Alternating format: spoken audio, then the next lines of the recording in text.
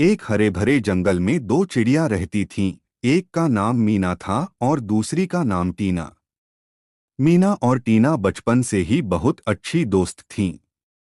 वे साथ में उड़ती, खाना ढूंढती और पेड़ों की शाखाओं पर बैठकर घंटों बातें किया करती थीं। एक दिन मीना ने टीना से कहा, टीना, क्या तुमने सुना?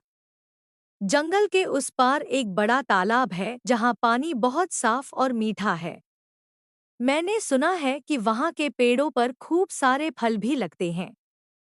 हमें वहाँ चलना चाहिए। टीना ने कहा। लेकिन मीना, यह जगह भी तो बहुत अच्छी है। हमें यहाँ सब कुछ मिलता है।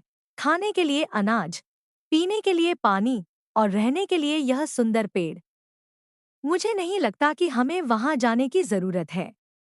मीना ने थोड़ा सोचते हुए कहा, हाँ, यह जगह भी अच्छी है, लेकिन अगर हम कुछ नया देखेंगे, तो हमें नए अनुभव मिलेंगे। कौन जानता है, वहाँ हमें कुछ और बेहतर मिल जाए। टीना ने चिंतित होकर कहा। लेकिन अगर वह जगह हमारे लिए सुरक्षित नहीं हुई तो? अगर वहाँ शिकारी पक्षी हुए तो? हमें यहाँ किसी से डरने की जरूरत नहीं है। मीना ने टीना को समझाते हुए कहा, मैं समझती हूँ कि तुम्हारी चिंता जायज है, लेकिन कभी-कभी हमें अपने आरामदायक दायरे से बाहर निकलना चाहिए। इससे हम और भी मजबूत बनते हैं और नई चीजों को जानने का मौका मिलता है।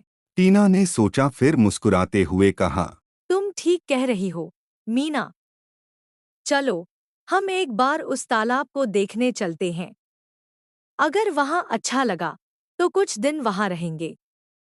अगर नहीं, तो वापस अपने पेड़ पर लौट आएंगे।